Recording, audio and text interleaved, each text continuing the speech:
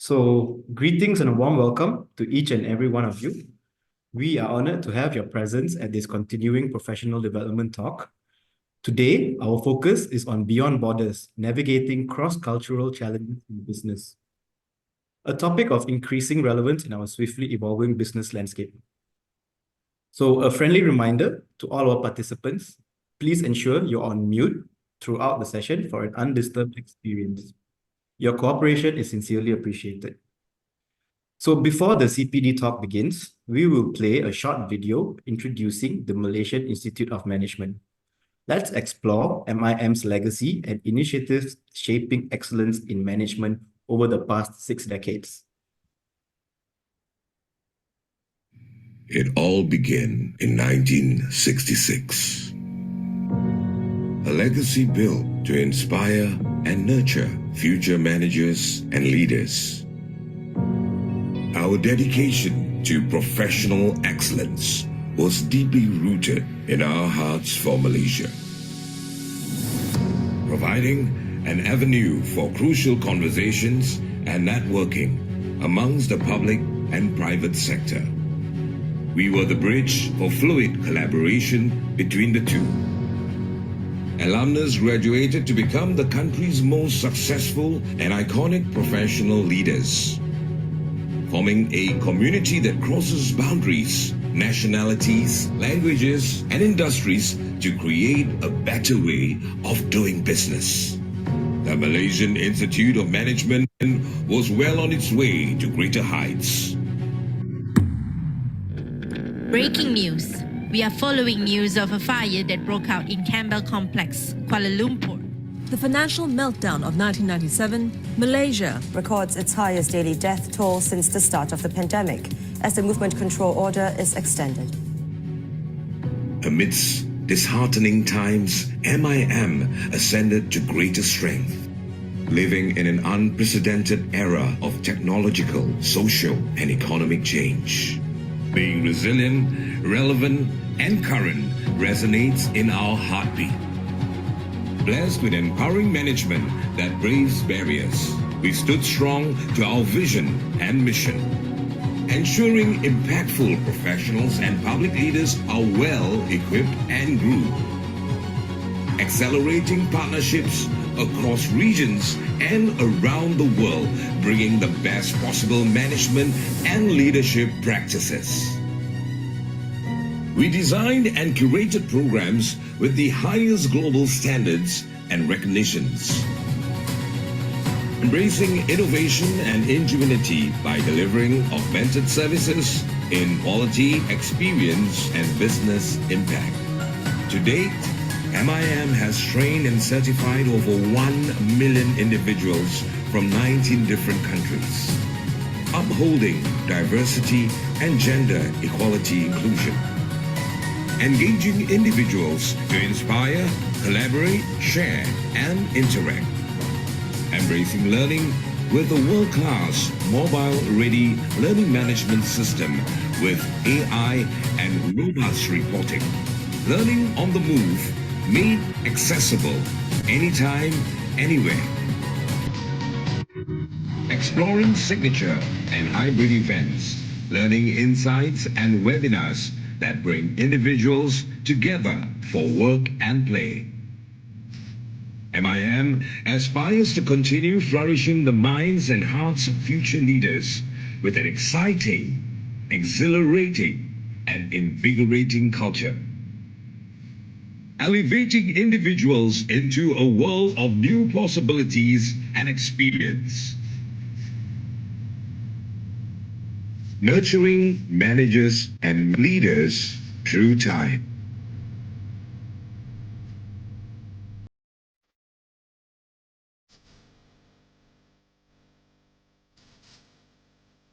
Our leadership legacy.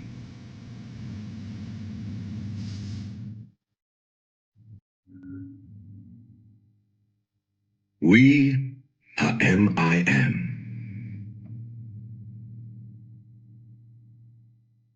celebrating 55 years of excellence.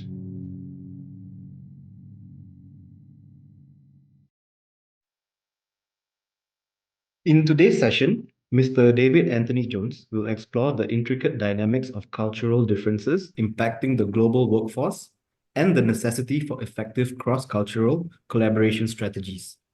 Through real-world examples and practical insights, this presentation aims to instill a deeper understanding of the cultural fabric within international teams, highlighting how embracing diversity can propel innovation and success in business. So without further ado, I will pass the floor on to Mr. David. Mahesh, thank you very much indeed. And let me just bring up my screen if I can for a moment, and then we're all set. So it's a real pleasure on behalf of the Malaysian Institute of Management to actually have this opportunity to actually cover this particular aspect, which I think is an important and certainly a very growing aspect. And you're probably wondering why it's coming from myself. I'm not Malaysian, that's true, but I am a permanent resident, and I always joke that I've actually been living in Malaysia longer than most Malaysians. Actually, I've been living here physically 32 years, but I first came here in 1977. And I actually operate within the aerospace or aviation industry, which is also a very global business, as you can probably understand. And with this sort of a global outlook, it's come across my paths in many, many different avenues of my work and my experience to actually understand what it's like to operate cross-culturally. And what I'd like very much today is to give you some sort of guidance or some awareness of the specific issues that actually come into being here. And they're becoming increasingly more important, as we'll discuss. So if we have a look at the agenda for today, and if I can get this to work.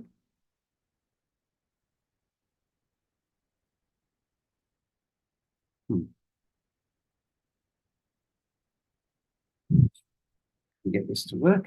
Apologies. I don't know why it was working fine just now. I see.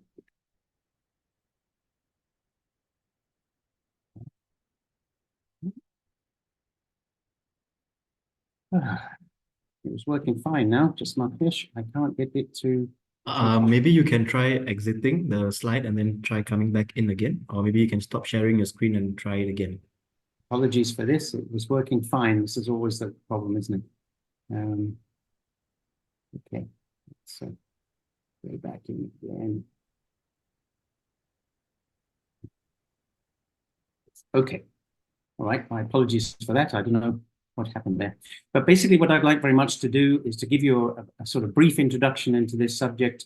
I'd like to cover the areas of globalization, which is clearly very, very important and particularly important in the aspect of cross-cultural awareness and operating cross-culturally. I'll then touch on remote working, and we've all suffered that as we went through the recent pandemic. But this becomes increasingly much more important when we're operating globally or internationally. I then want to touch on some of the sort of fundamental cultural differences, and to be able to do this in a very succinct fashion, I would not be doing it justice. But the important thing here is to start understanding some of those sort of differences, so we ourselves become much, much more aware of them and much more aware of the unconscious bias that we ourselves actually have. And then what I want to then look at is some of the cross-cultural strategies, and then to say, well, you know, given all of these and given all of the issues and challenges operating cross-culturally, what then are the benefits of cross-cultural management? And then to finish off with a brief summary. And what I'd like very much to do as well is to invite your questions. So if you have any questions, then clearly I will try and answer them as either we go along or at the end. So as an introduction, what do we have here? Well, fundamentally, you can all understand that globalization is if you like, taking place as we look around us and so on. Our Malaysian companies are operating in an international environment. We are having a lot more foreign direct investment coming into the country, and so therefore we're having different nationalities coming into Malaysia, and so therefore all the time we're having to operate, if you like, in a cross-cultural environment. And how we actually perform in that cross-cultural environment is very, very important.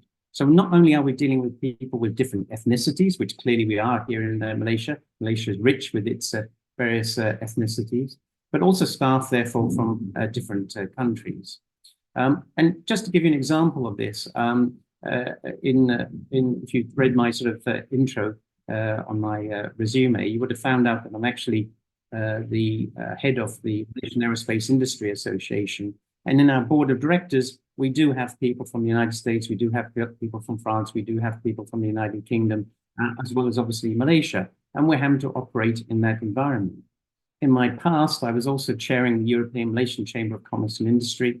And you can imagine across all of the various European nation states that were members of the European community, we were operating very much in a cross-cultural environment.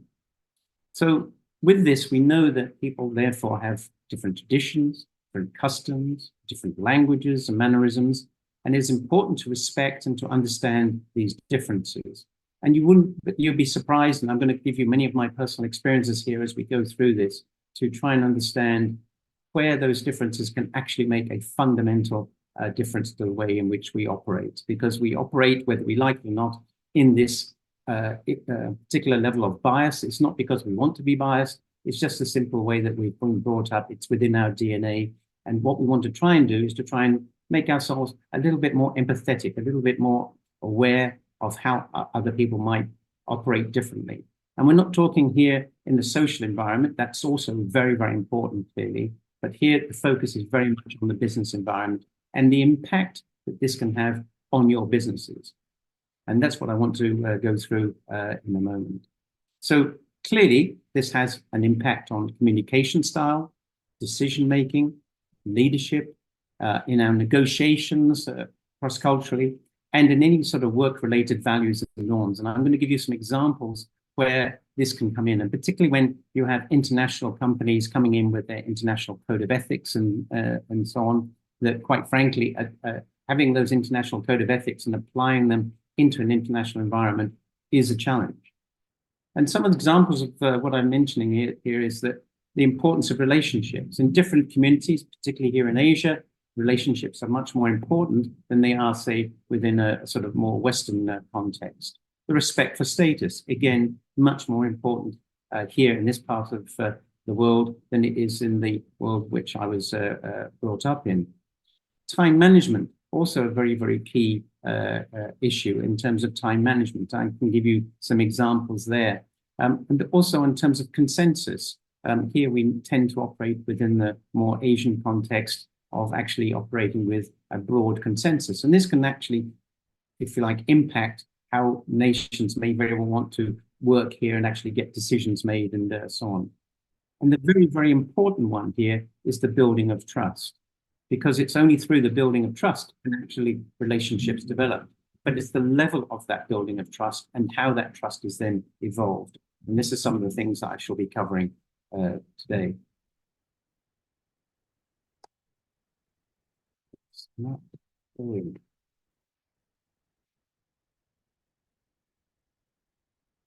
I want to go on to the next slide, and it's not allowing me to. This is fun. I think you might have to do the same process all over again. Oh my goodness me.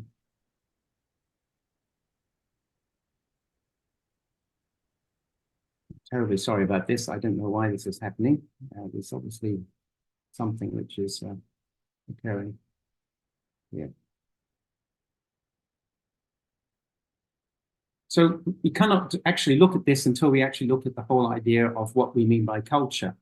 And typically, if you look at most books, they'll actually talk about corporate culture. We're not talking about corporate culture here. We're talking about how different cultural ideals actually operate within that international sort of environment, or even within the local environment as well. So we know that when cultures are evolved and developed and so on, that it's actually based on assumptions and beliefs, and that people will then continue to sort of adapt and integrate to make sure they actually meet that particular culture.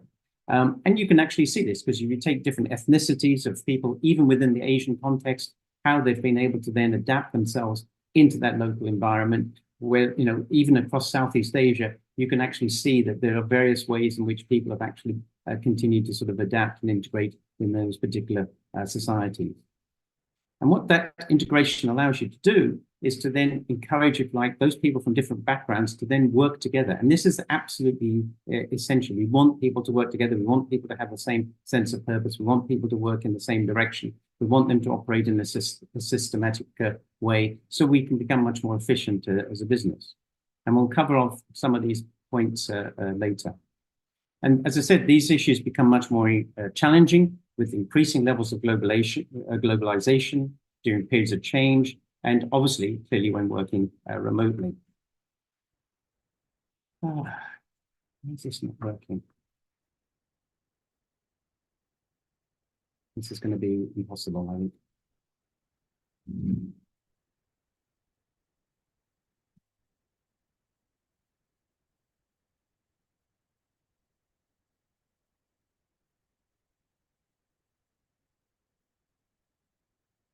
My apologies. I have no idea why this is happening, because it clearly is not. It seems to be stuck. So perhaps I should go at a faster pace. Okay. So with globalization, what do we have here? So basically, 75% of global organizations who operate with a diverse workforce recognize that this is a key item. It's a very, very important priority for them. But the interesting thing is here is that 32% of these businesses actually consider this process a hindrance to growth. And as I will share with you later, this is not actually the case. And this data comes from PricewaterhouseCoopers, by the way. So what we're saying here is that 75% of organizations actually recognize that it's important, but 32% also recognize or believe that actually it's going to hinder their growth by actually having this sort of approach. And as I said, with many examples here, which I'll be using to actually demonstrate that this is not necessarily the case. So whilst some companies appreciate diversity, the knowledge of leading diverse teams or cultivating respect for those cultural differences in the workplace is often lacking. And I don't want to go into too much detail here, but even if you take a look at the various companies here in Malaysia, you can see that even dealing with different people from different ethnicities and so on, the way that people handle and manage, if you like, across those particular cultures can be an interesting dynamic.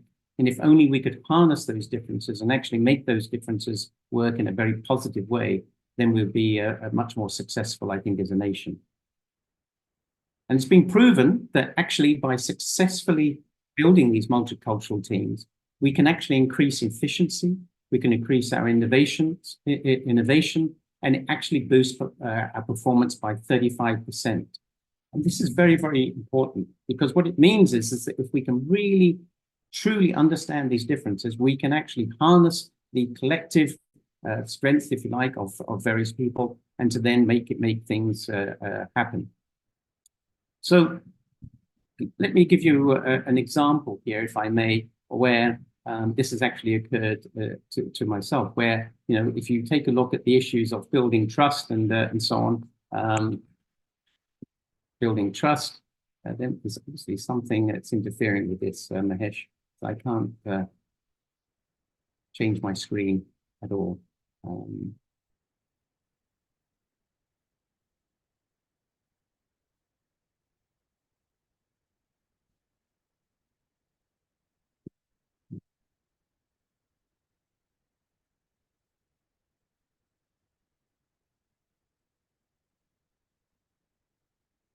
Okay. So basically, the fundamental issue here is that we need to actually make sure that if we're going to be successful, we have to practice inclusivity. And we all know that this is very, very key here. We also need to make sure that when we're communicating, we have to be effective in that communication. We have to coordinate much better. We have to make sure that we reach consensus. That means involving everyone. We have to work towards those common goals. We have to understand, anticipate, and mitigate any differences that are occurring. And the minority groups, which we'll discuss later, do not feel that they're actually being left out.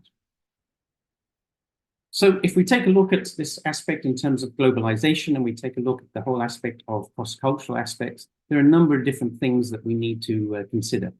Ethnicity is obviously the first one that comes to mind, and this is obviously an important part. But we also have race as well. So this often, as we know here in Malaysia, can often lead to bias, even unconscious bias, if you like, in the workplace. And it may require, if you like, staff to be managed differently according to different educational needs as well. What will actually motivate some groups of people will be different to others. And it's the same with the generational differences. We know that certain age groups and so on will actually have different approaches to different problems and have different needs and also different values.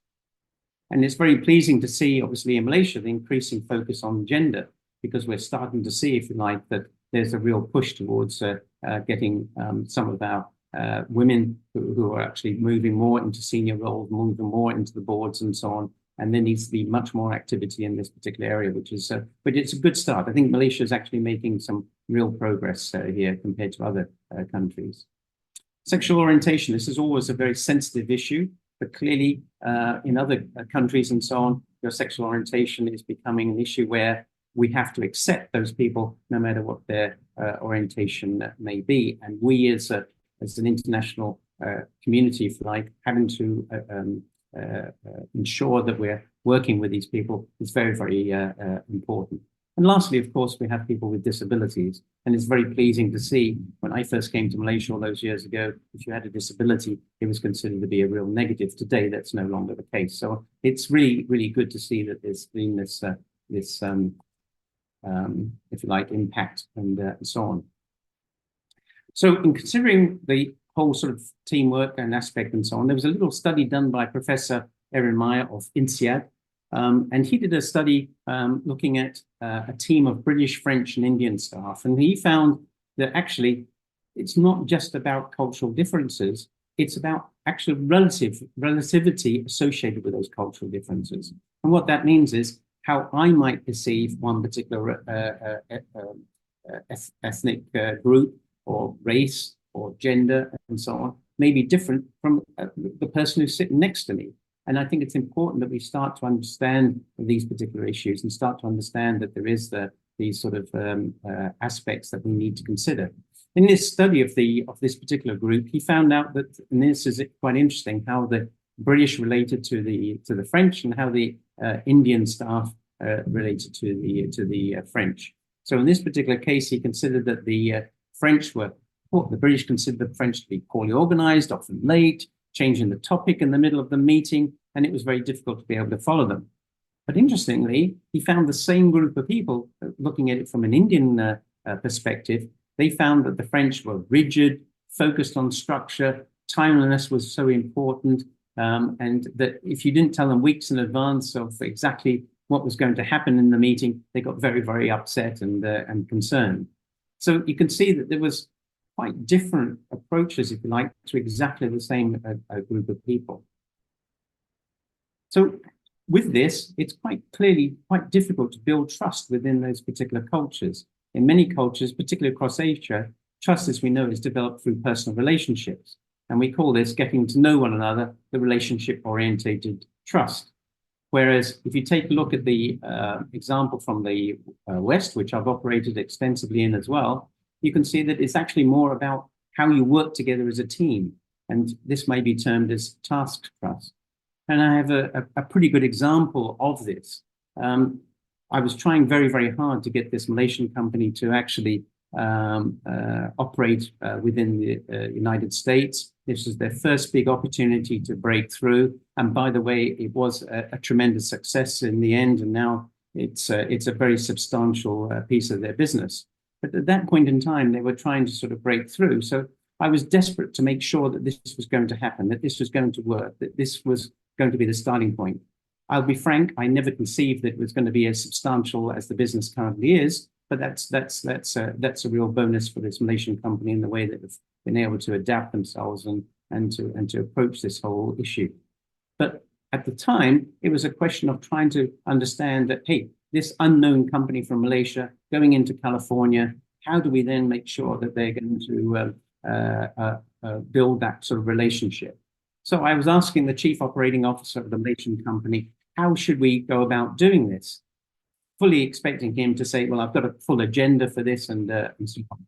Well, it didn't happen. So I eventually went down to actually meet with the gentleman concerned and asked him point blank, what's going to happen? So clearly he quickly put this together and so on. And item one on the list was, a game of golf. And I don't joke, it was a game of golf. And I said, well, why do you want a game of golf? Well, from our point of view, this is his perspective, we didn't know them, they didn't know us. What better way than to have a round of golf where over 5 or 6 hours, you can actually get to know each other much better as people. And this is very much associated with the relationship-oriented trust.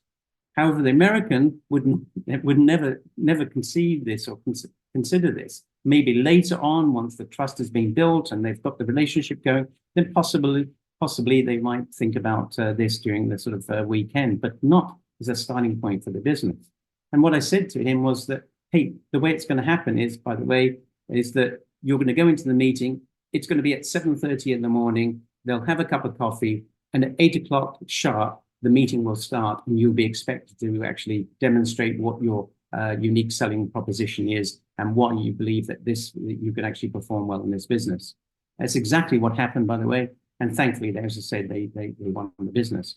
I think it demonstrates the very not even subtle, the very disparate aspects to actually building trust in this particular context.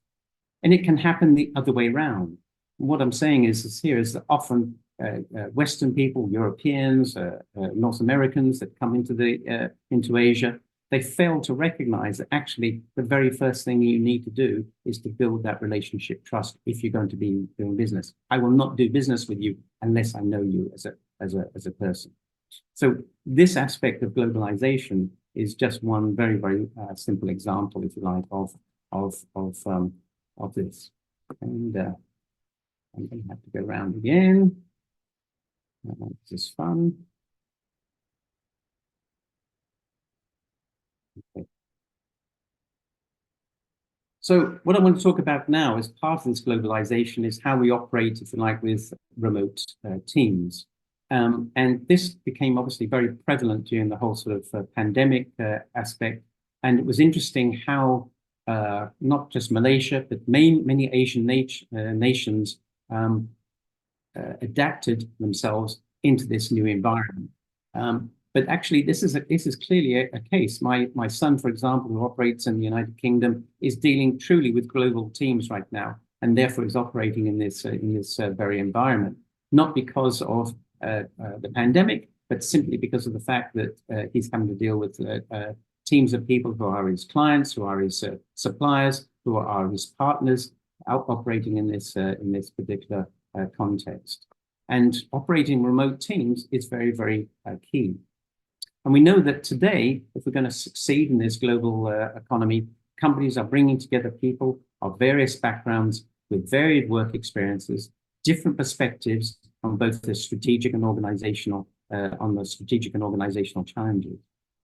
Now, this, as I mentioned right from the start, is great because what it means is when you get these diverse perspectives and so on, it means to say that you can actually have an empathy or an understanding of what's going on in those particular markets. But equally within those teams, it can create real areas of tension because of the fact that you're having to operate within that particular environment. And when team members come from these different backgrounds, these problems are amplified when clearly there is areas of communication, when simple things can be misconstrued. And you only have to take a look at, for those operating in the international context, take a look at emails. Or even if you're not operating in an international context, you've got your headquarters here in, say, Kuala Lumpur, and you're operating you have a company in Penang, and you just send an email and so on. This can often cause some problems because you've thought about it from your perspective, your set of views. You haven't thought about it from the person who's receiving that email views. And it's therefore very, very important that we get this because often these issues can be, if you like, misconstrued. I think what's very, very key as part of this is that when you're operating this way is that to actually make sure that the communication that you're actually going out, that it's actually, first of all, understood, that there's actually some alignment of understanding there, and therefore that the people have had the opportunity to come back and question you and say, by the way, is this my understanding or not? So that can be frustrating at times, but it's far better to be that way than it is to actually go off in a different channel. And it's happened to me many times where, you know, you've thought that this is what was required. You've done a piece of work. Sometimes it was very, very urgent. You've worked on it overnight, submitted it the next morning. The guy comes on the desk, picks up his phone, sees that you've not done what he was expecting of you, picks up the phone and is quite angry. And then you explain to him, or could be her, that actually this was not necessarily my fault. It was just the context in which you actually expressed what you wanted by that email. So perhaps next time we could actually speak over the phone, and I could then have the opportunity to then clarify what was actually required. So it's important, therefore, to actually have that connection with the remote teams, to actually create that alignment, and to actually then also build trust. There's a framework which has been developed, which actually looks at these particular components, and we're going to cover some of these components throughout this presentation. And this looks at things like structure, process, language, identity, and also some of the technology. Just to touch on the last point on the technology, quite clearly, there are now very, very good things like SharePoint and so on, and Google Drive, where there's no reason at all why you can't, and Box, where you can't, there's no reason at all why you can't actually share common information and to have that updated real time. Before, I can tell you, I was working on a major project. I was operating in the UK when I went back to the UK at that time. And what I found was that the only way we could do this was through an initiative which was called Project 4. So this Project 4 actually allowed us to then share this information. And we were working on a project that was continually evolving on a not even a daily basis, even a few hourly basis, and so on. And there was a real time constraint, and it was very, very important that we were working with this particular software developer and actually understood what we were actually trying to achieve. So technology is important as part of this, to make sure that you've got common information real time, and that's being shared.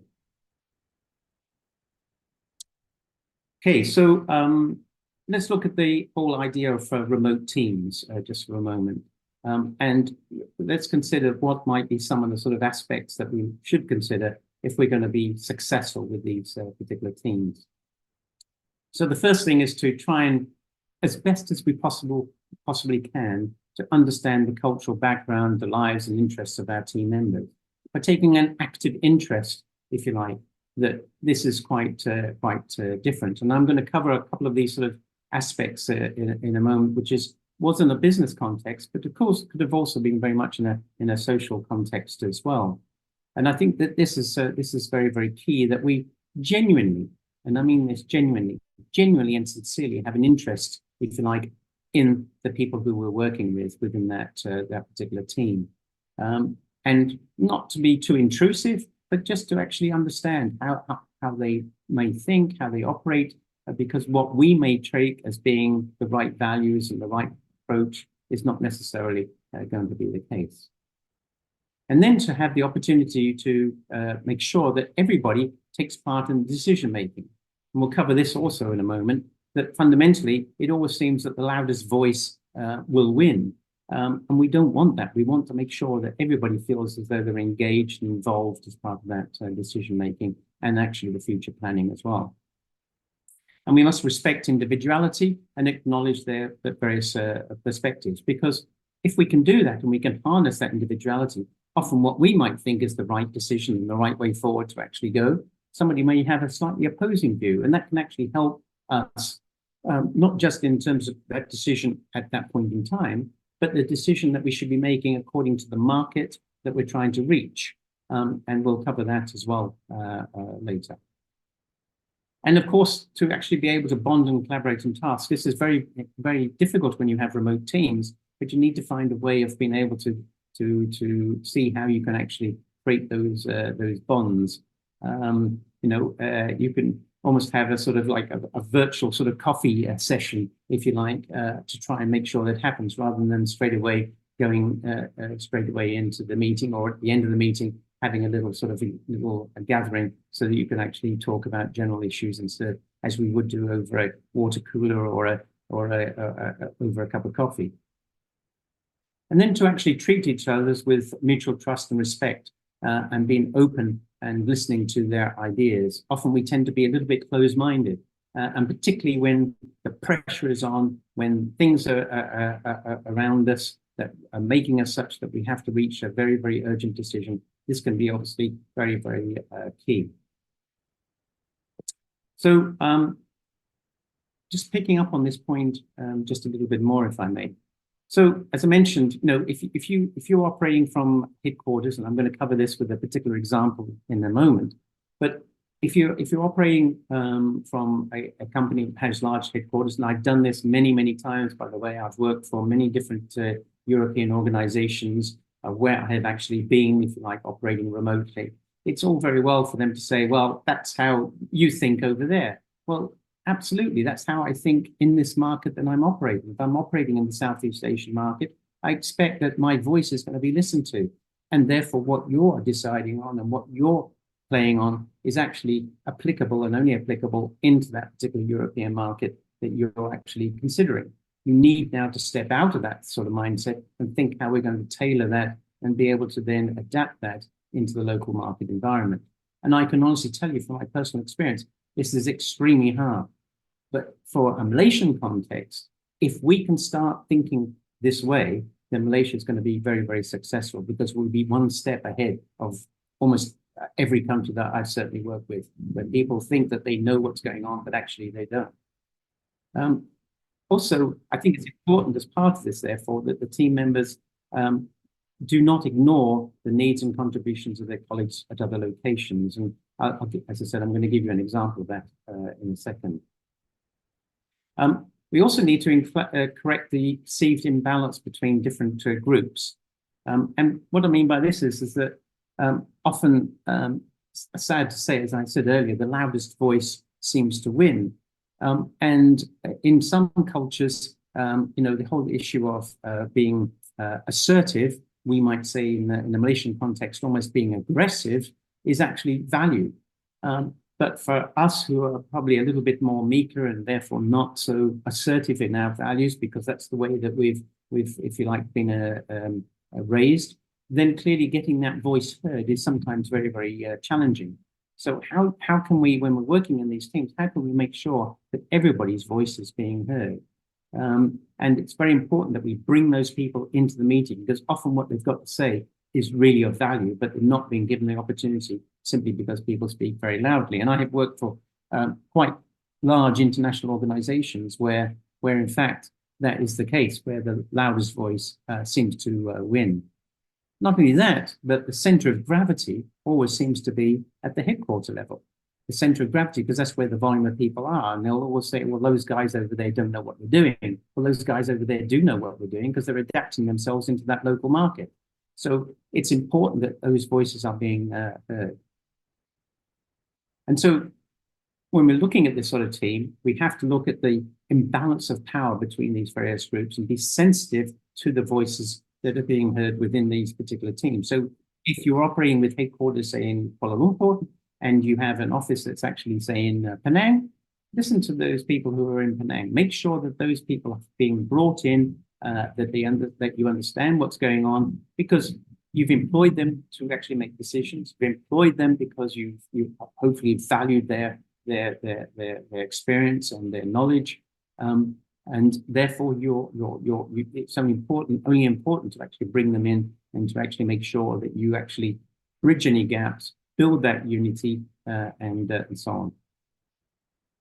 And through this, then you can have team members who will then share that very, very common purpose. We all want to make sure that our teams are successful within the businesses we operate.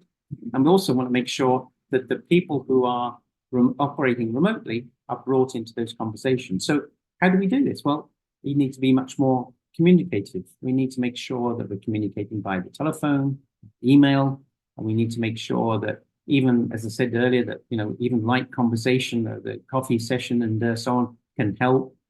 So we don't just straight away launch straight into the meeting and so on, that we can actually then maybe have 5 or 10 minutes at the start, or maybe even before the start. So we're talking to our remote teams before the meeting starts proper.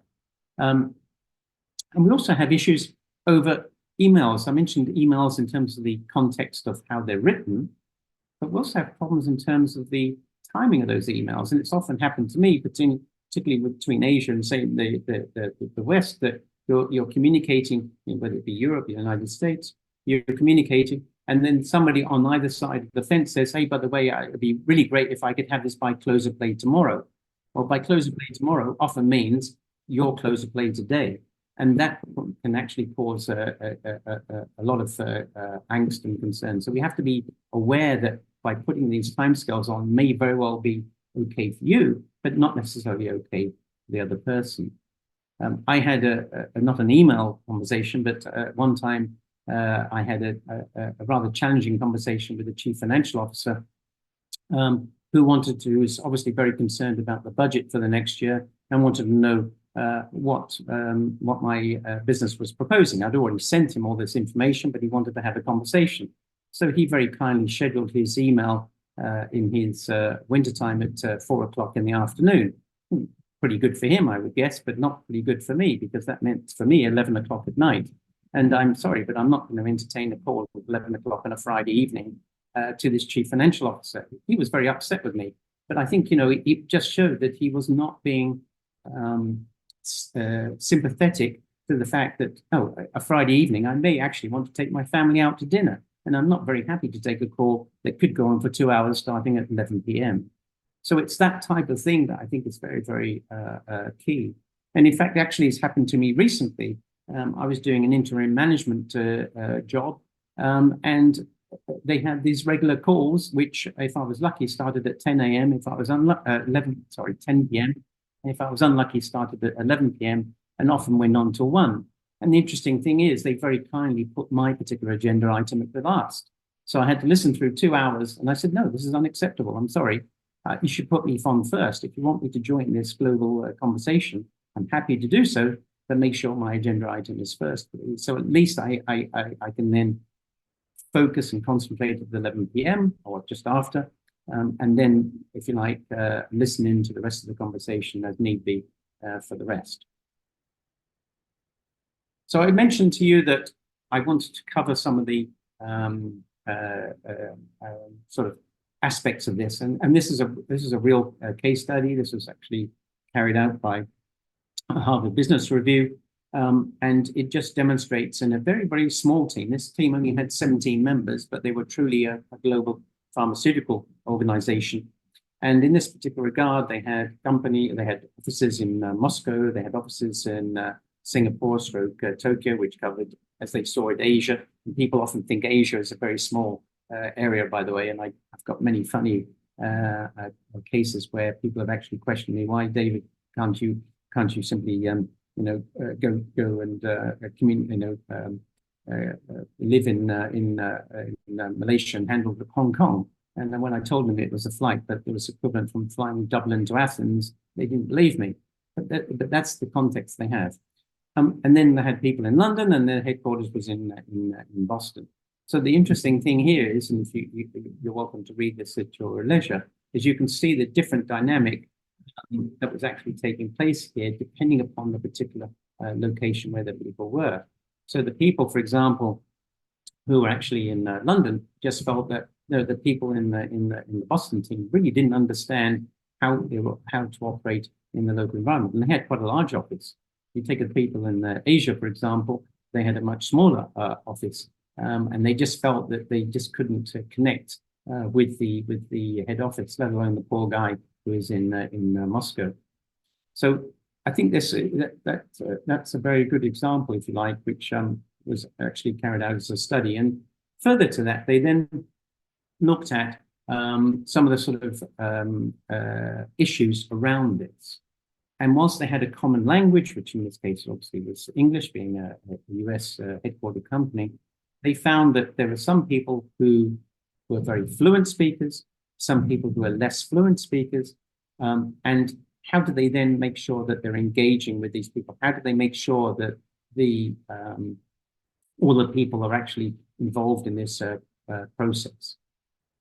So, and this was a real life study. So in this particular case, less fluent speakers should be encouraged to contribute and confirm that they've understood. And this is often not happening. Somebody will go down, the boss will come down, bang, bang, bang, bang, bang. These are the issues, this is how it is. Do we all have agreement?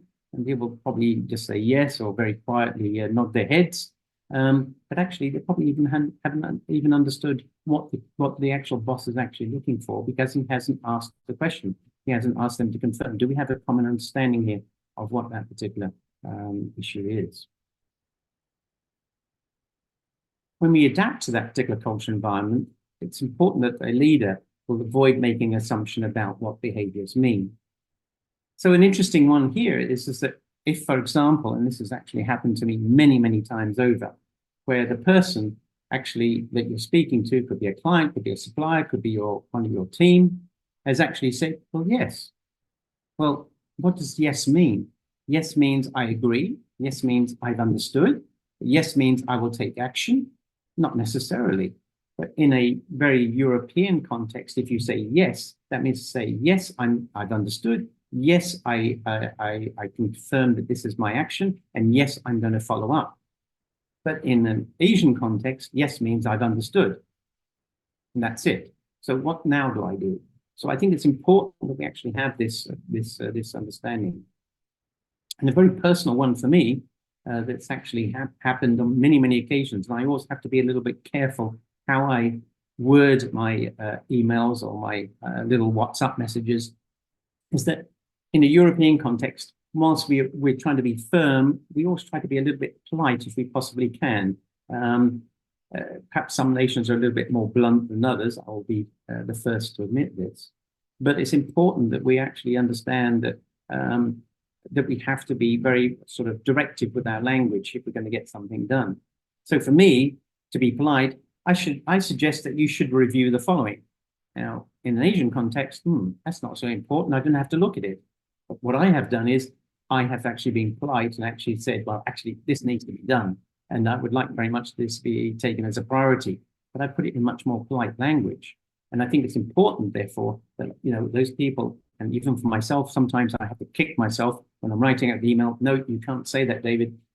It's basically, you've got to be a bit more directive and say by when, and by the way, when do you expect this to be done? This is going to be done by the end of the week. This is going to be done by the end of tomorrow. It's going to be done by the end of the month, whatever. But I've got to be much more directive in that particular context.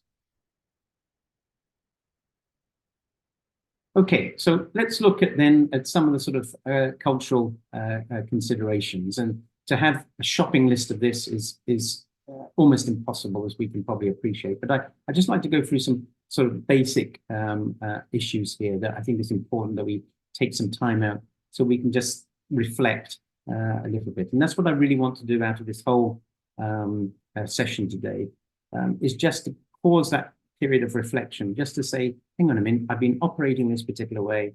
Is this really the right way? Is this really the right approach? Should I be doing something slightly different? So I'm not here to give you a nice shopping list on, let's say, oh, this is the way you should operate, depending upon which ethnicity you're operating in, which culture you have, or which race you have, or whatever. This is not what I'm about. What I'm about here today is to try and say, hey, let's create that sort of awareness. Let's make sure that that awareness is now driven into some form of action. And hopefully through this process, we can all become much more successful in this approach. So whether we like it or not, the various cultures that we have come from various intrinsic values. And even though I am a permanent resident of Malaysia, even though I've lived in Malaysia, physically living here for almost 33 years, nobody would agree more that I'm not Malaysian. And can I ever be Malaysian? Probably not. Even though I'm married to Malaysian, my children are Malaysian, it's not possible. Can I have an understanding and an awareness? Yes, I can. And can I actually operate that way? Now, the interesting thing is, and you might find this strange, but from a European context, and I've worked with Germans, and I've worked with the Swiss, and I've worked with the British, and I've worked with Americans. If you ask them, they say, oh, David, you've really adapted to the culture here. You know, if we didn't, I've even had this said by some Indonesian and Malaysian friends, that if you didn't look at him and so on, you would actually think that he was actually 70% Indonesian or 70% Malaysian. Now, I'd be the first to admit that I'm still very much learning.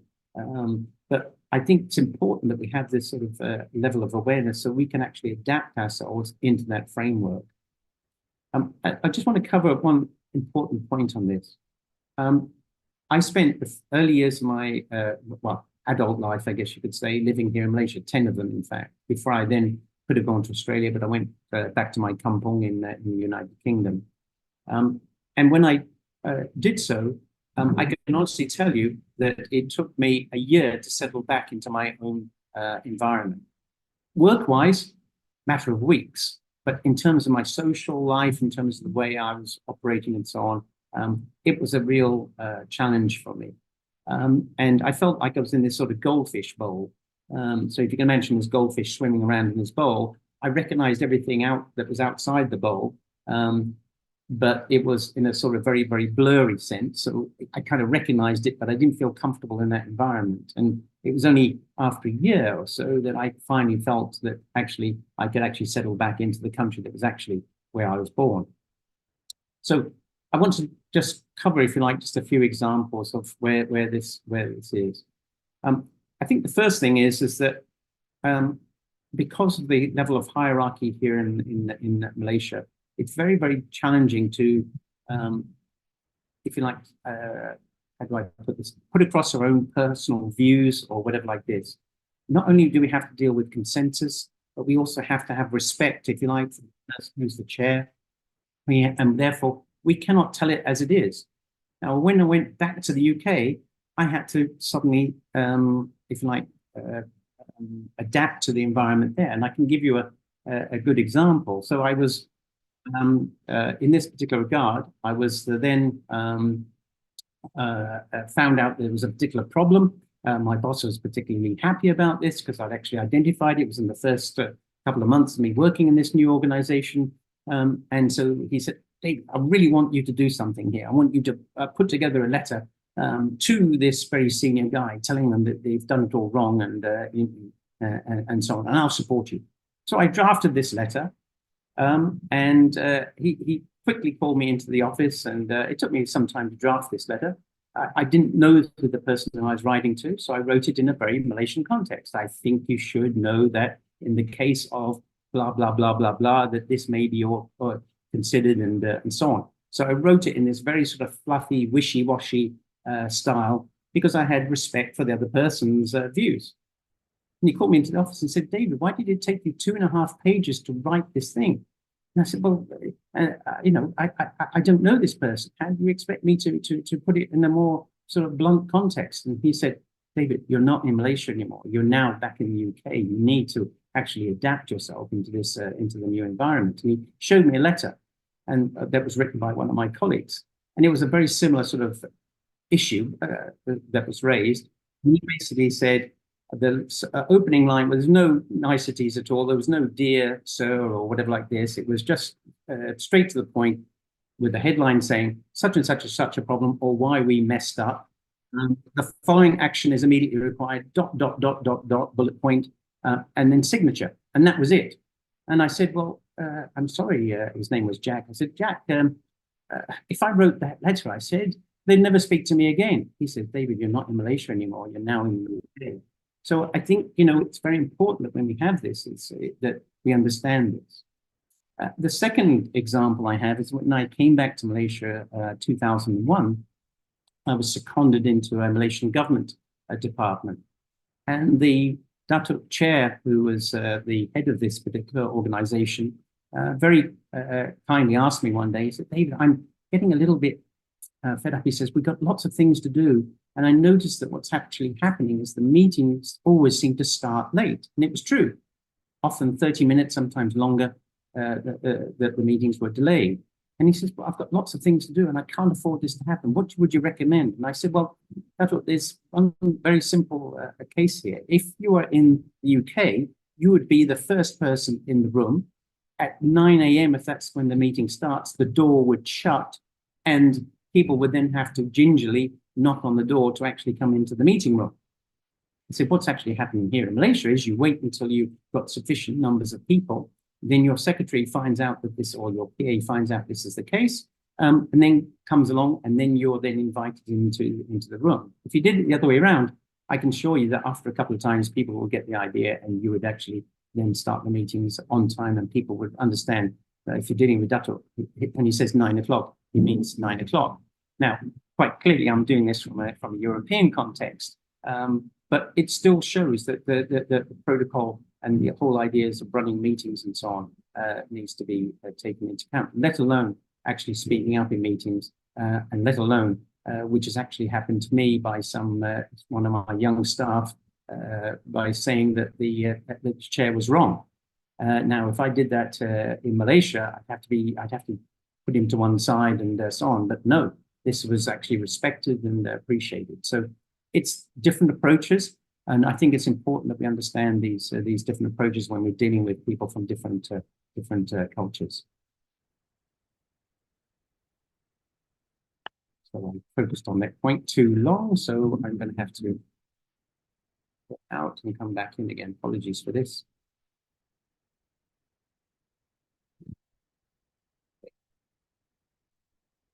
So consensus, we all know that consensus here is very important, and so on. This is not just in Malaysia, this is throughout many parts of Asia and indeed South America as well.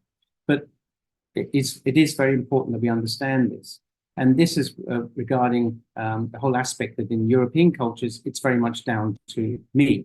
If I'm given a responsibility, I'm the one who's making the decision. I don't necessarily have to consult with too many of my peers in order to actually move forward with that particular action. But here it's quite different. And I've often said that when you're actually supplying a major product into a large customer, that you need to make sure that you're looking at what I call the decision chain. This is not just looking at from the procurement guy right the way up to the chief executive, but also the people around them, because these people around them have an influence over what they're deciding. This is not really how it's operated in the West. In the West, it's very much down to that particular person. That person has a responsibility. That person is the decision maker. And if you're trying to make a sale, it can often be very much easier than it is actually here in an Asian context. Interestingly, if you take a look at the US culture, if you have a criticism, you should provide some positive before the negatives. Whereas, say, in France, the positive feedback is often taken in an implicit way, and so on. So it's not one particular way that should be adapted here. And we all know, for those that have dealt with the German and Australian people, they won't admit to it, but they tend to be much more blunt and straightforward in their communication style.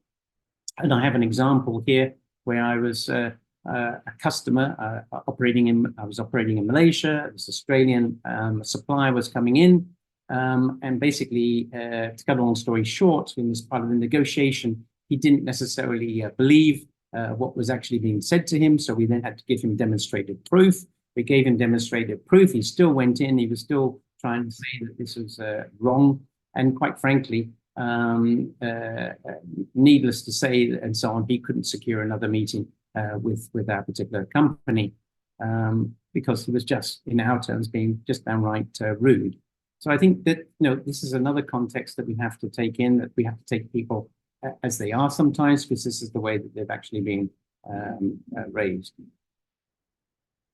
So in many parts of Asia, there are hidden subtleties, manners and sensibilities that are not easily seen, but quite frankly, are often felt. And often it's not what is said, it's more important than, often what is not said is much more important than what is. So I have another example here. I was working for a very large multinational corporation operating here in Malaysia. I had my group chief executive come out. We had he came out a number of times for this particular campaign, which I'm very pleased that he did. And we had a senior meeting with the chairman of this particular organization. And the meeting went very well, and in his view. And afterwards, he patted me on the back and said, "David, that was an excellent meeting." So I tell this particular group chief executive that actually his reading was wrong or not? So I did. I told him that, "I'm sorry." I said, "That's not how I read it." The reason being because I could pick up certain mannerisms, certain body language, if you like, that actually was not indicative of what I felt was being said. So they were coming across with the right words within a European context, they were not actually coming along with the right level of sincerity from a body language point of view. And this is what I mentioned to the group chief executive, and he just turned around to me and said, fix it. Thankfully, we managed to fix it, and thankfully, we actually won the contract. But it just demonstrates, if you like, that this is one of the ways that I think people are, that, if people are very quiet in rooms and so on, they're not actually responding very well, then this is something that I think we need to be conscious of, and so on. I've already mentioned the issues of assertiveness versus aggressiveness, so I won't focus on that anymore. Face-saving and harmonious relationships. Sorry about this, but there's a bit of a thunder around where I am. So we obviously have, in this part of the world, that the respect for authority and elders are important. We can start to see that this is probably changing a little bit, but it's still very much in place. And as I mentioned already, the issues of hierarchy are very, very key and very, very important. But it's also true of many other parts of Southeast Asia and Central America, and as I mentioned, this case in India as well. So we have to be conscious that when we're operating in these environments, we can actually say, oh, okay, this is something we understand. We understand how this should operate and so on. But when we're operating in a different context and in a different environment where there's no such thing as face saving, where quite frankly, there's no such thing as making sure that we have this nice harmonious relationship. And it was quite interesting that you can actually have people who actually strongly argue, and it often fascinated a number of Asians that when they went into the room, I said, oh my goodness, are these people ever going to talk to each other again? And then they find them later in the same restaurant or whatever, actually talking very, very nicely to each other and laughing and so on. So this is part of the differences, if you like, in approach. So here, silence is not just a mark of sign of listening; it's also a mark of respect. And one of the things that often happens here is that the head of that particular group within Asia is the person who's doing almost all of the speaking, and maybe a couple of comments from his deputies or her deputies. But the fact is that often these people are just brought in, and if you operate in certain parts of Asia, you'll have 10 people in the room and only one speaking. And I've actually had a case where somebody was not used to this and said, oh, these other guys must be spies. And what he meant by that was they're just trying to pick up elements of what we're saying and recording this down and so on, and using this to negotiate back to us. And I have to say, absolutely not. It's just a mark of respect and so on. So sometimes, silence can be equated with doubt and indecision, but often that's not the case either. And we need to make sure that those people who are very quiet, who are actually not being loud and not particularly vocal, that they're actually being brought into those meetings, because often they've got a great deal to actually add value to that particular group. Also, we have to ask ourselves, okay, so we've now developed the relationship, but then how do we make sure that we're then having good conversation? So we may very well, if we've built the relationship sufficiently, and this has happened to me in a number of cases where we are operating in a European context, I thankfully have been able to then finally get them out for lunch or for dinner, which I can tell you in some cases is very challenging, but been able to do this and felt very, very good about it and so on. If it was to be here in Asia, we have to feel comfortable, because in that particular environment, they may ask us very, very direct questions. And this has happened to me. How long am I married? How long have I been married? Where's my wife from? How many children do I have? What's my age even? And even on many occasions, what is my salary? Only yesterday, I was actually asked that particular question. It was done in a roundabout way, but that was basically the question that was being asked.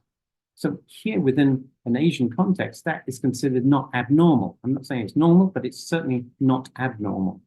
In the West, it is extremely sensitive, and you just can't ask a person's age, let alone their salary, and in some cases, even whether they're married or not, because for them, it's just a very, very personal issue, and they'd rather not do it. They'd rather talk about the task at hand and some other things around their social life, maybe whether they play golf or tennis or whatever, or where they go for a holiday. They're quite happy to talk about that, for example.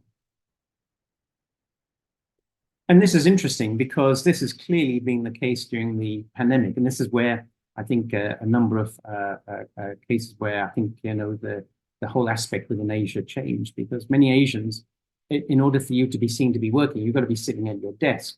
My daughter, who's our elder daughter, who's actually here, by the way, when she came back to Malaysia to work, she found that she had to work within this particular finance company till 9 o'clock at night.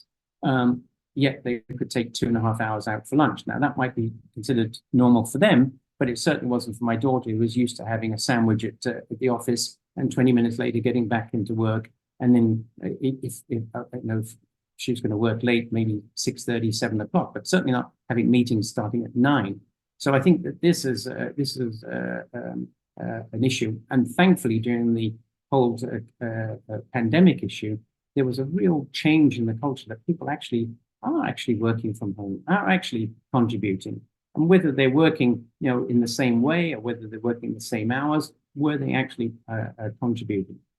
I even heard cases where people actually had monitoring software monitoring the time they were spending on what they were looking at on their laptops, by the way, which I thought was a bit much, or even having to record every half an hour what they were actually doing.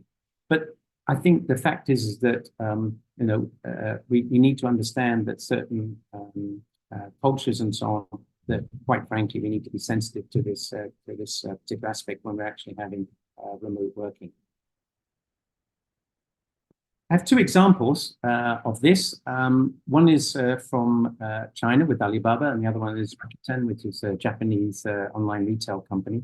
With Alibaba, they clearly are very much rooted in Chinese culture. They originated from China, as you know, and so basically they had certain cultural aspects that they wanted to adopt. But they recognized if they're going to adapt themselves into a more global organization, they had to change some of their sort of aspects. And one of the things they introduced, which was completely alien to the Chinese, was actually a staff reward system.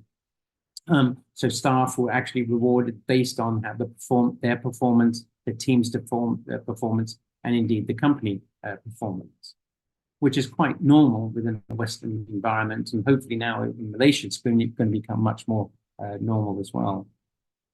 Rakuten was an even more interesting aspect because they realized if they were going to go global, they had to change their way of working. And for those that have dealt with the Japanese, there are very strict levels of hierarchy that one has to operate within and so on. And as a result of that, there's a lot of bureaucracy and it tends to slow processes down. So with this very traditional style, they knew that if they were going to become global, they had to change. So they made a very, very interesting decision. And they said, well, we need to make our internal language instead of Japanese, we had to convert this to being English because they wanted to be truly a global organization. And you can imagine what that meant for some of the staff. How is it possible we change our language from Japanese to English? But this is exactly what the Rakuten senior management decided to do. And one of the reasons they wanted to do this, well, two of the reasons they wanted to do this is, first of all, to smooth communications with their international offices. That's the first thing. The second thing was because they wanted to recruit the best possible talent internationally so that they could take advantage of that. And now the latest update is they're actually operating now in 29 countries around the world. They have a very diverse workforce with half of their senior executives not originating from Japan. So you can see that the changes they've made and so on in order for them to actually become, if you like, much more global in their thinking. One could argue that maybe there are some Western companies as well that should actually think with a much more Asian approach, and I would not argue with that particular point. Okay. These are just some of the sort of examples of some of the sort of cultural barriers. But then how do we actually understand, how do we then overcome, having understood these cultural barriers, what do we do to actually overcome these particular areas? And I think it's very important that when you've got these sort of intrinsic DNA issues, if you like, these deep-seated values, beliefs, and assumptions within our own culture, that how do we then go beyond that?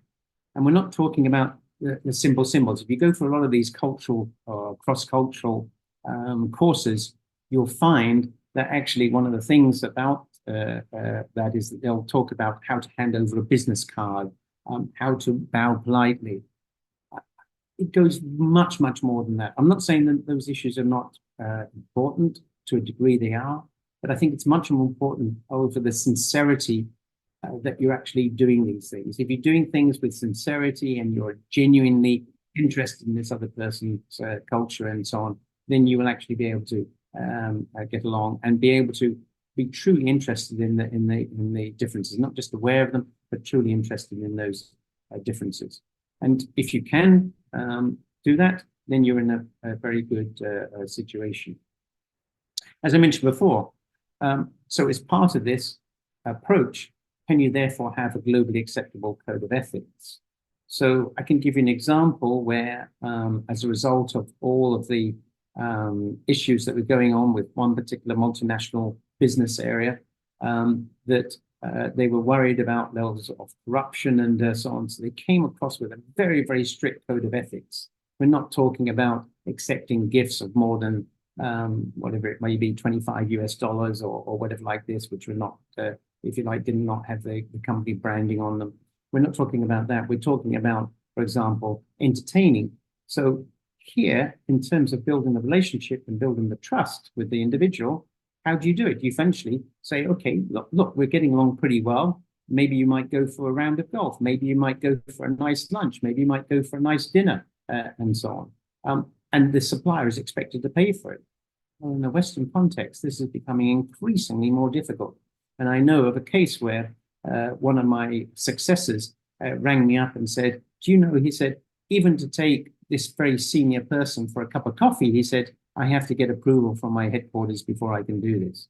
Now, this is where you're taking the whole aspect of code of ethics to another extreme. And I think what we need to do is we need to understand how to actually adapt the code of ethics in terms of a international context and what may be applicable in one particular country, and very strict code of practice in one country may not necessarily be so applicable in another country. And we need to sort of, as I call it, round the corners, round the edges of this very sharp and very difficult practice. Okay, so let's have a look at this in terms of what it means in terms of our own self-awareness. So here, what we have is that clearly how we relate to others, as I mentioned before, is built on our own sort of set of biases. And sometimes we just can't help that. That's just who we are. That's how we are.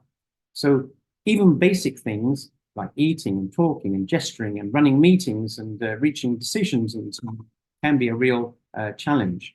So then how do we then deal with this?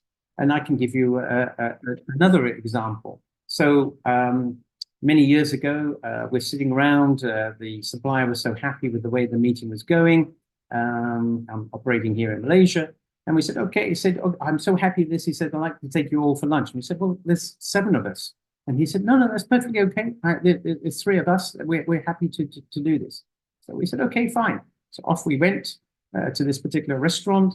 So they've never been obviously in this country before. So we said, well, you're the host, but because we've been to this restaurant before, you choose what you would like to eat. So the first person said, I'll have nasi goreng, please. Oh, okay, that's good. Next person said, I don't know, whatever it was. I'll have some sweet and sour fish or whatever. That was good. Third person said, I'll have nasi goreng. And then the guy said, well, no, we've already got nasi goreng.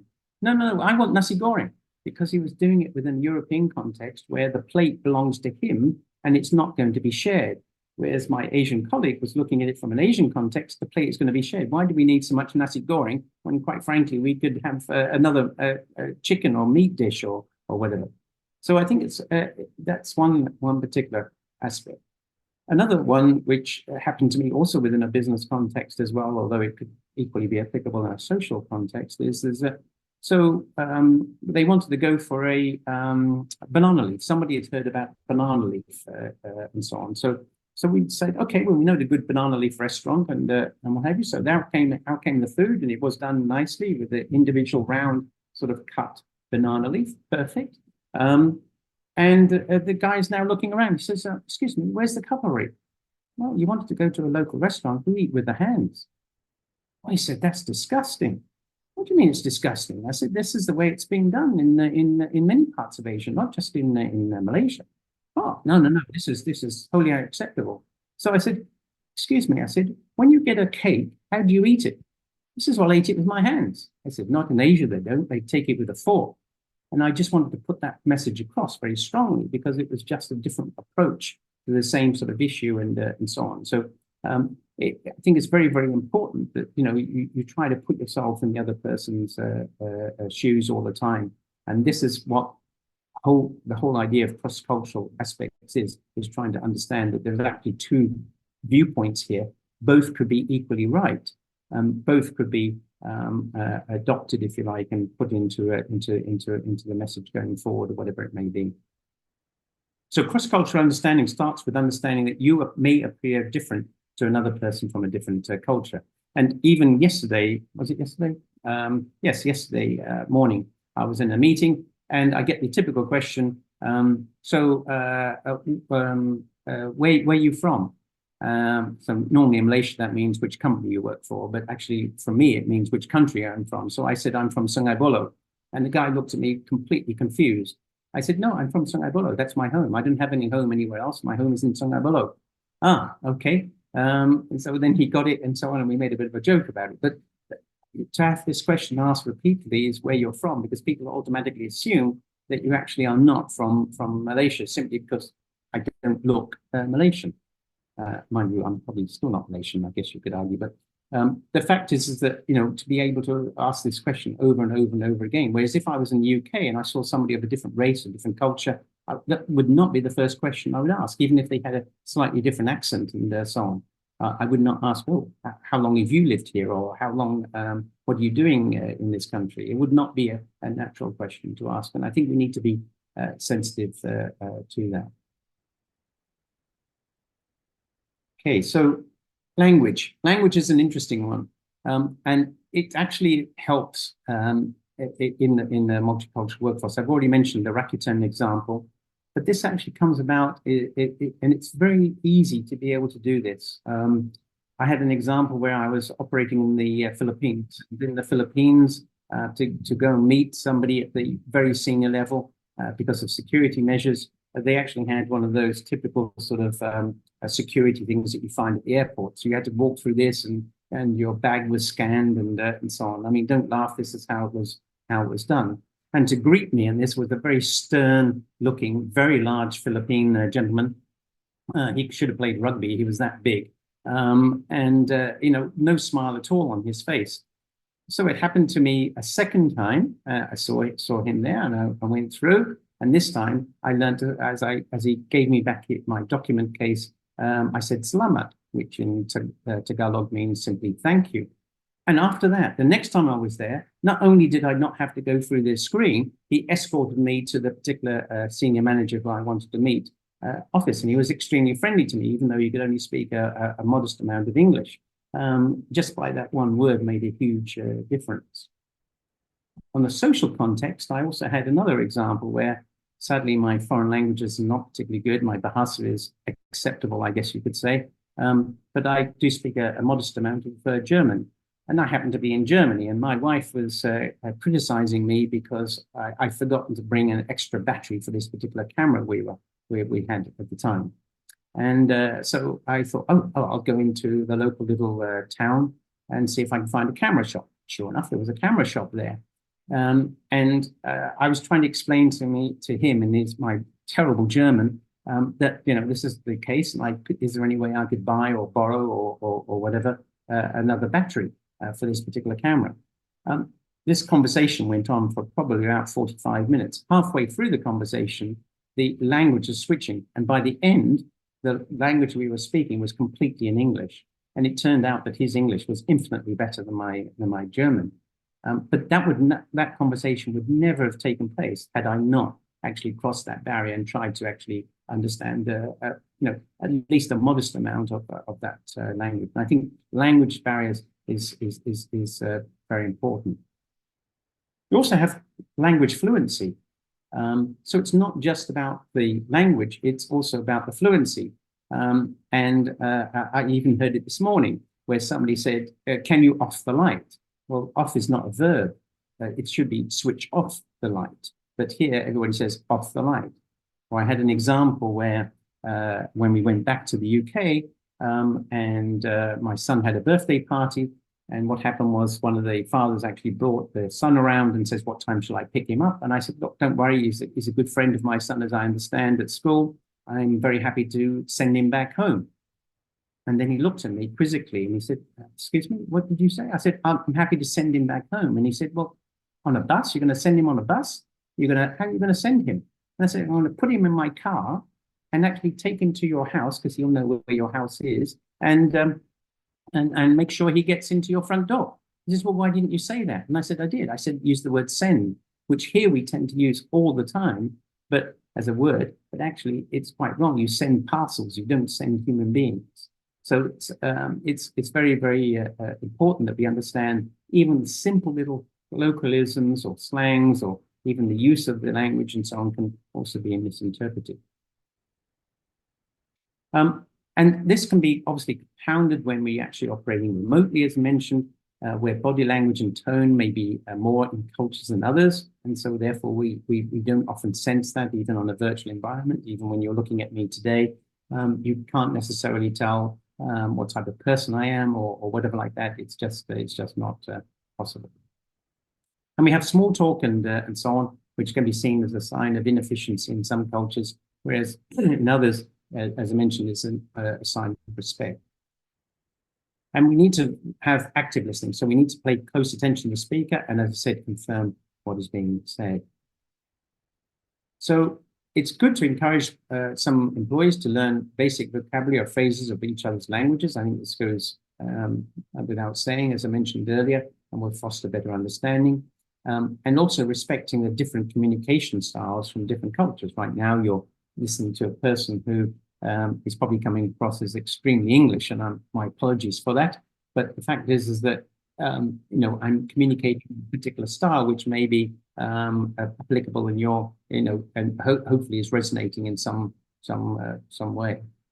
And hopefully through my communication, I'm hopefully, if you like, making sure that I'm getting my message across and that there's a less chance of any misunderstanding. And clearly, as I mentioned before, open communication, two-way communication is very key. So we have to somehow discourage, if you like, uncontrolled cultural bias. We have to make sure that we address any conflicts and literally deal with those issues very, very promptly.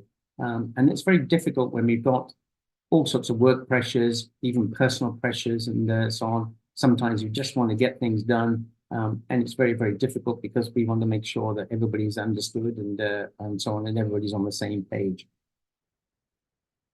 And we need to somehow, if you like, offer some sort of cross-cultural awareness. So if we really are truly immersed in a cross-cultural environment, we need to make sure that we're actually working on this all the time. So yes, there is some, if you like, training which can be applied, but it's really down, if I'm really honest with you, it's down to the individual. If the individual shows the initiative, if the individual is interested, that makes a huge difference to the way in which that team is then going to operate. You could invest in some team building activities. That would be one way. I mean, this is quite clearly important as well for any team that's operating and so on, and particularly in an Asian context, but it's also true in the Western context as well, that often people are so task orientated that they don't have time to get to know each other as individuals. And we need to involve people in the process. We all know this during periods of change. People like change when they actually make that change, but they don't like change being forced upon them.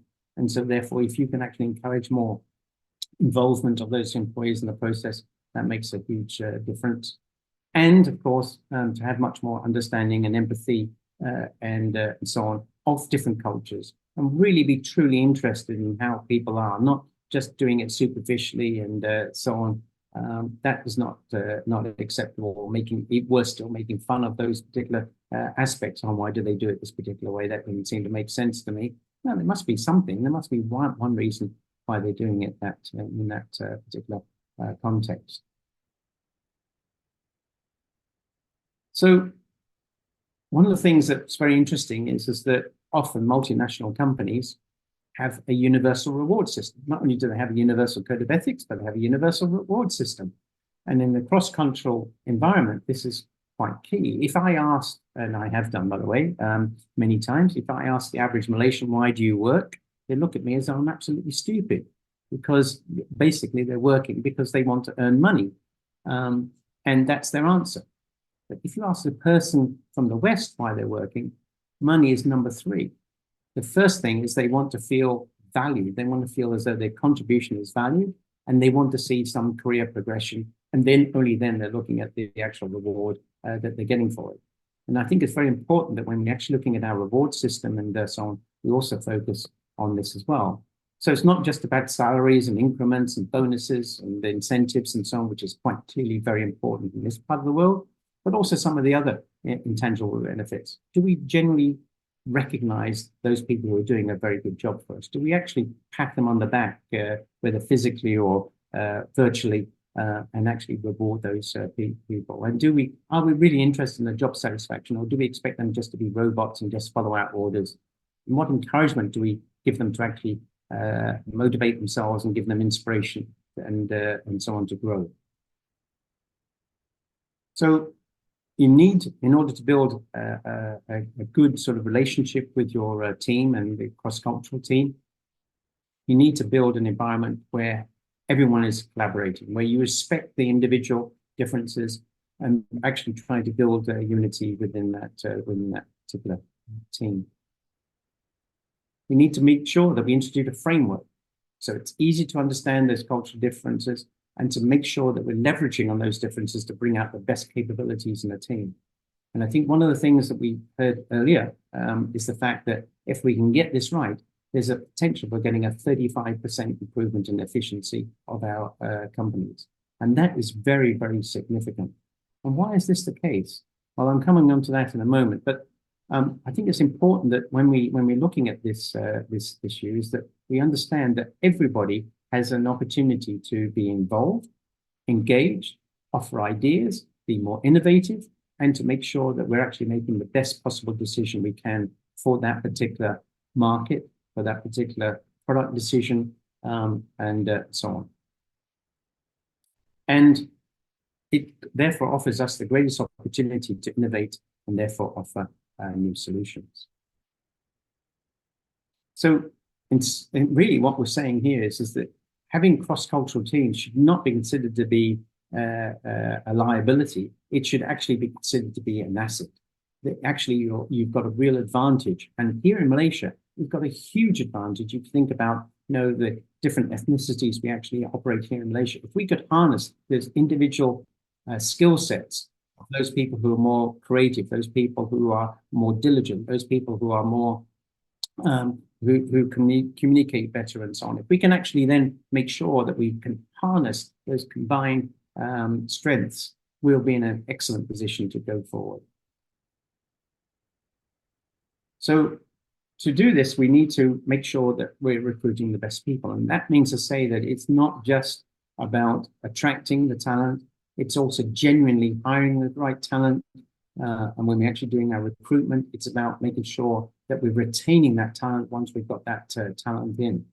And I think in Malaysia, we need to make sure that those people who are interested, who are coming into the country to work, not just myself, because I've been a long time here, but I'm talking about those people who genuinely have an interest. And I also have the opportunity to work in a company right now that has a number of different cultures. And these people are very, very happy to work in Malaysia. They're not taking away Malaysian jobs. They're actually adding value. And if the company wasn't here, it would be in Singapore or it'd be elsewhere.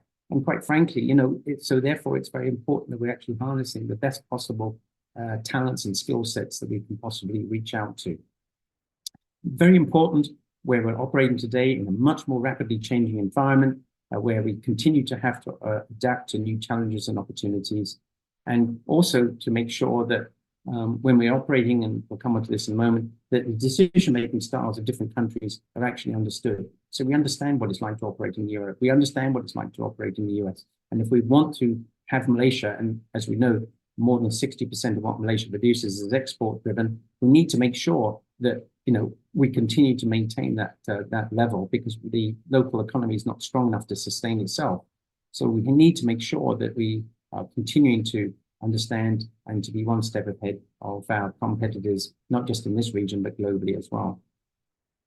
If we can do this, what are the benefits? Well, clearly improves employee engagement. You can imagine now that everybody feels they're part of that team, the collective strength, the level of motivation, the level of interest that's going to come from those people is going to make sure for a much more productive work environment. It'll improve your company reputation as well. It will show that you've got the best people at the best time and so on. And these people are your ambassadors. They're talking about your company, not just when they're working in your company, but in their social life. I work for company X, and I'm really pleased I do, because this is the way they practice and adapt. And of course, it will give you access to a much wider market. If we're reaching out internationally, we have to understand how people in those particular environments actually think and operate and so on. Not just how they make decisions, but in the negotiating styles, what they think about the contract, what they think about you as a person. Can you actually adapt to actually meet their particular requirements? Does that mean better negotiation? Yes, of course it does. And it means to say that you can actually understand what's important. And this is very interesting, because if you take a look at the negotiation in Asia, well, I've got the best price. Well, I'm sorry, that's not necessarily the thing that's going to attract. And certainly within the industry I operate in, the aerospace industry, that's not the thing that's going to attract, if you like, the company. They want to know, can you deliver on time? Are you producing it to a high level of quality? Then I'll think about the price.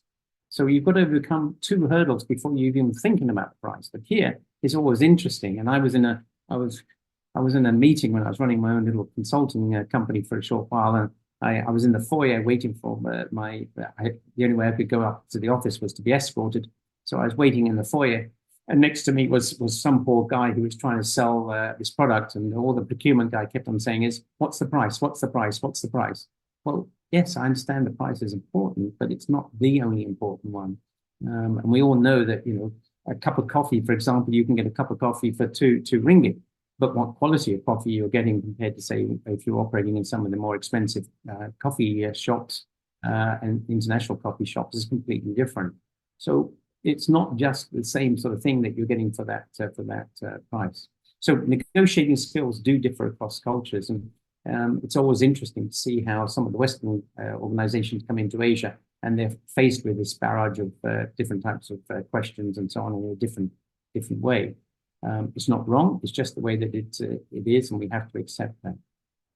And if we're operating in a cross-cultural environment, we have to understand that there could be conflict, and we have to make sure that we're dealing with this. The management have to make sure that we're dealing with this very, very specifically. And this could be not just in how we are relating to one another, but the communication, as I mentioned before, and so on. Level of emotion, how we deal with issues. Sometimes people can be very emotive, whereas in most Western cultures, it's downplayed, and their level of emotion, as you might see, is much more pragmatic and so on. And this has, if you like, an impact across, and this is just an example. So it's not just your human resource teams who need to be aware that actually these cultural factors can really impact, if you like, when you're recruiting and retaining new employees, but also you have to understand that you're if you like, operating in a way in which you're trying to get the best possible people to actually join. And then sales and marketing, which is my background many years ago. Actually, how you then become interested and adapt yourself into those particular environments is very, very key. And then very senior level at the managers and leaders, we have to play by example. We have to make sure that we're showing that we're prepared to actually understand relationships better, that we want to have a genuine desire to improve those relationships, that we can then make sure that our communication style is better, and then hopefully we can then make much more effective decisions. Finally, I'll go on to a summary.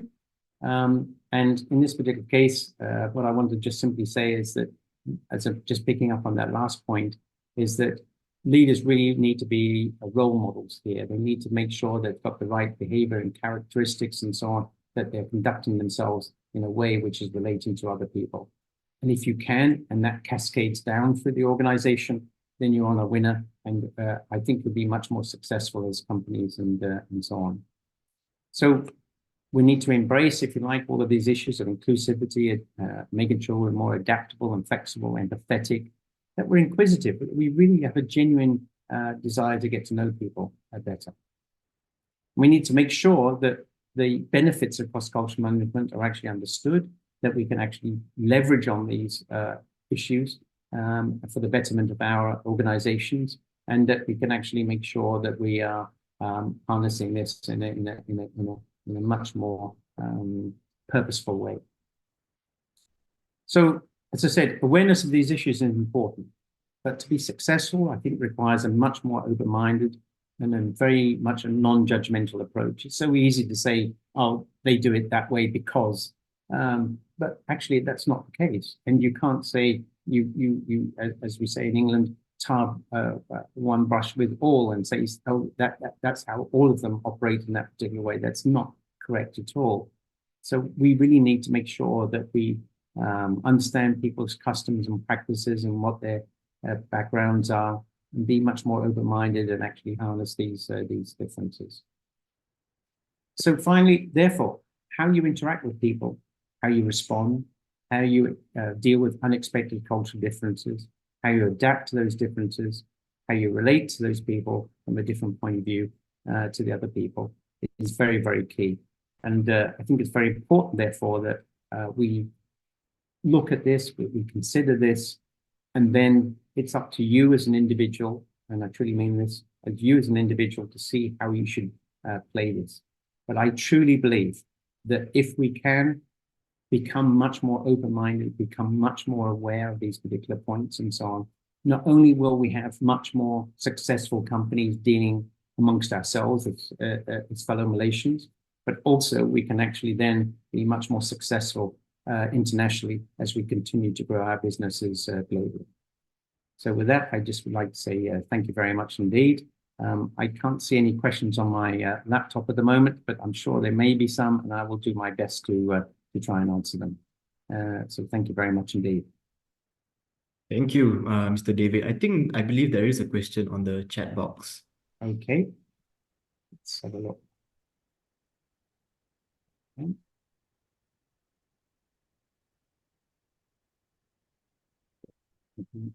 I stopped sharing my screen, and maybe I can do that. Hold on. Okay. So in your experience in the context of building business relationship and a cultural relationship, are there any cultural nuances that one should be considered the approach when managing or leading a team, or even networking for establishing professional relationships? And how can managers, leaders adapt their leadership styles to accommodate diverse cultures and expectations and preferences? That's an extremely good question, and I don't know whether I can answer it fully or not, but I'll certainly do my best, Syed. And thank you very much for the question. So let me look at the first one. So basically, what you're saying here is, how do you build that business relationship with people from different cultures? And I think this is the sort of key to everything that you're trying to do here. So whether you're doing it because you're actually working with a team of people who are across cultures, that's number one, or whether you're doing it because you're trying to further develop your business in an international environment, or whether it's you're dealing with people, say, if I can be as blunt as to say you're dealing with people between Peninsular Malaysia and East Malaysia, who are actually in many ways slightly different in their approach. So whatever the context you're raising this in, the point you're making is absolutely valid here. What I can say is, I think it's important that when you're trying to do this, you have to understand that different cultures have different value streams. And those value streams make it such that you've got to start understanding what those value streams are. So if you were working with a Western context, you can't just simply go in there and say, it's important, therefore I build my relationship with you as I would understand it from an Asian context, which is, excuse me, I know we haven't met, but, and this has happened to me, by the way. Can you tell me how long you've been living in Malaysia? That would be the first question. Oh, so you're married to a Malaysian then? Oh, how many kids do you have? So all these questions are being put to me, and so on. And I remember the very first one that I had, and I was living in England this time, and I hadn't been to Malaysia. And the classic one was, which is done as a greeting, which is "Pergi mana," which in English translates, well, where are you going? Now, to ask an English person where you're going, I mean, it's quite frankly, it's none of your business. But I know it was done very politely, so I have to answer the question and so on. But it's a bit sort of off-putting. So the reason why I'm giving you this answer is because there's no one straight answer for this. You have to then understand the culture that you're dealing with and what's important to that particular culture. And then even within that culture, there are subcultures because different people have been raised different ways. And so therefore you have to then get to know them. So to build the relationship into a level of trust where you can really trust each other like this, it's very, very challenging and it takes time. It's not something that you can immediately do, go in network, shake somebody's hand and say, oh yeah, great meeting you and so on, and what have you. And this happens to me many, many times. You go and meet somebody in a networking session, you think you get along very well. Yeah, it'd be great to meet up for a cup of coffee, get to know each other a little bit better. So we may very well choose to do that. But if you were to then operate that within a Western context, you have to be extremely careful how you tackle this, because there it's not so much about the relationship, it's more about how you're going to operate within that particular requirement that I have, whether it be a particular project that I'm working on, whether you're a supplier to me, whether you're a customer to me, how I then operate. So there's no straightforward answer for this. You have to then make sure that you're adapting yourself to that particular person. And I've got to be honest with you, how they then are adapting to you. That's also very important as well. So I don't know whether I've answered your question or not, but I've tried very hard to. And how can managers and leaders adapt their style to accommodate? That one, I think, quite frankly, is desperately needed. It's desperately needed here. We need people who can managers and leaders who, quite frankly, if you're going to inspire, motivate, encourage, develop your staff, you have to make sure that you're hitting the right notes with those individual staff. And you make sure that those particular staff really are valued for what they're contributing, and make sure that those contributions are equally being rewarded and understood. And sometimes when I say reward, we're not talking about financial reward here. Sometimes we're just talking a simple thank you. I know in many Malaysian cultures, thank you is not really said too much, but the fact is that it's important. If you say it, I can honestly tell you it really resonates, and it resonates very well. So I think it's important that we have that. I can see there's some more questions coming in, so I'll try and move on to those. What role can coaching play in cross-cultural management? That's also a very, very good question. I think that, as I mentioned before, that it would be very good to have a nice training course. And there are training courses, by the way, operating within the cross-cultural one. And there's a very famous one called Farnham Castle within the United Kingdom. And they put you on a 4-day course and says, after that 4-day course, oh, you understand Indonesian culture, you understand Philippine culture, you may understand Malaysian culture. No, you do not, quite frankly. And you need some sort of continuous way of being able to do this. And if you can do this, then I think that's the way. And after I think all the years I spent in Southeast Asia, I'd like to believe that I have some modicum of understanding of how different cultures operate. But I still need coaching myself sometimes, and somebody might put their hand on me and say, "Hey, David, that wasn't quite how it should come across," and so on. And I accept that, and that's another learning experience. So I think that, can coaching help? Yes, it can. But I think you need to find the right coach for the right environment that you're operating in, if I'm honest with you. Dr. Raja Kumar, thank you for the fantastic sharing. Sorry, I'm looking at my bigger screen here, so excuse me while I'm looking away. He advises on how to improve working relationship with Chinese counterparts who can't converse in English and usually being translated, and half the information in the conversation would be missing.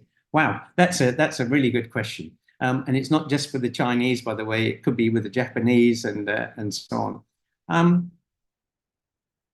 I've had some interesting examples where I've actually operated in China, and what I found was I was actually giving a believe it or not a two-week course in Tianjin, and what started off is that I actually had a translator in this thing, which is quite normal to have a translator. And now how the translator then, if you like, translates what you're saying is also subject, because you don't even know what that person's actually putting across in that context. So you have to have a level of trust with that person. I think that the important thing is to have some sincerity. I think that you've got to come across in a way in which people can genuinely feel that what you're saying, you actually believe in, that it's actually important to you, and you'd like to get this message across, but you're doing it in such a way as you're trying to get the audience to understand. Now, the great thing for me was with this Chinese course, at the start of the second week, I didn't need the Chinese translator. He found he was completely redundant. And the reason for it is that the Chinese people had enough. I was speaking much more slowly than I am today, by the way.